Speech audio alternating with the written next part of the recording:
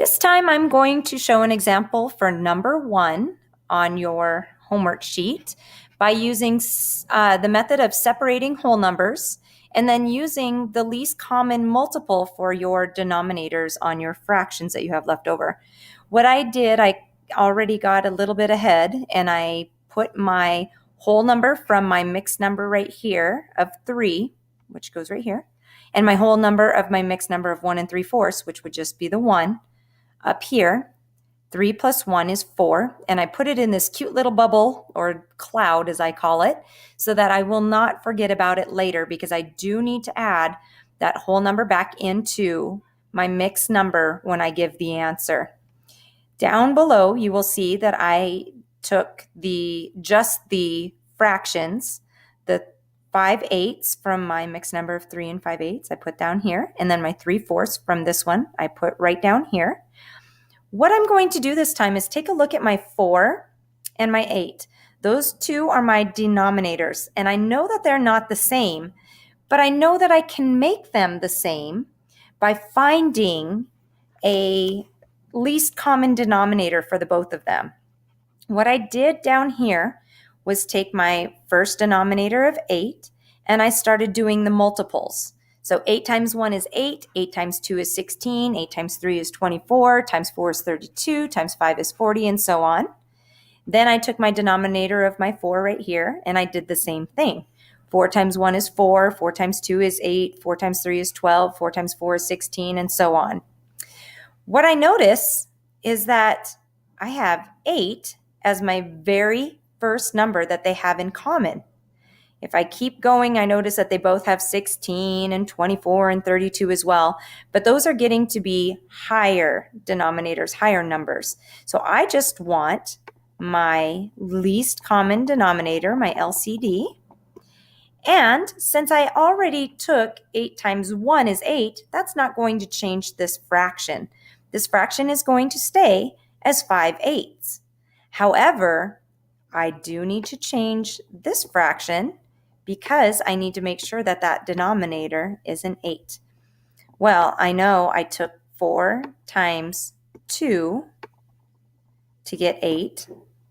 So whatever I do to the bottom, I also need to do to the top. Whoa, that's a big 8.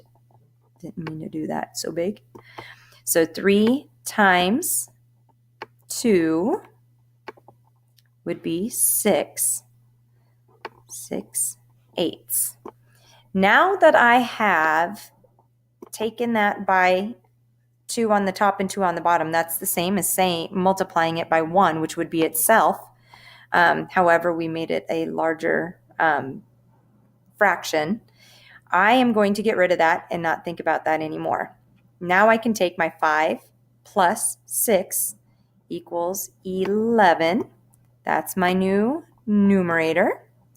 And my denominator stays the same. They're both 8, so of course this is 8. Now I'm looking at this fraction, and I notice that my numerator is greater than my denominator. So that's an improper fraction. I need to use this as an equation in order to make it into a mixed number. How I do that is by saying 11 divided by 8.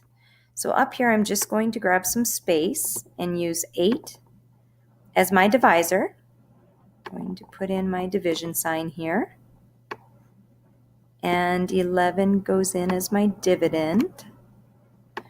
So I know 8 can go into 11 just one time, and I know we're going to have a remainder.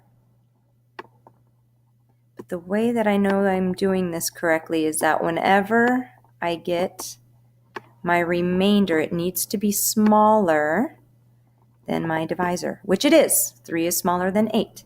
So 1's my whole number. 3 is my new numerator. And 8 stays as my denominator.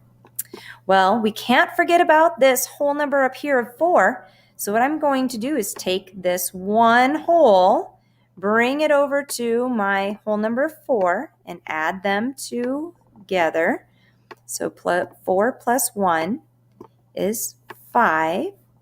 Now I have 5 as my whole number. And I'm going to bring that down here.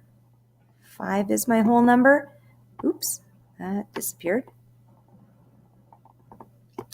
And then 3 is going to be my numerator. And of course, my denominator stays the same. 3 is a prime number and it cannot go into 8. So I know that I have this mixed number and fraction, of course, in its simplest form. So I'm going to leave my answer as 5 3/8.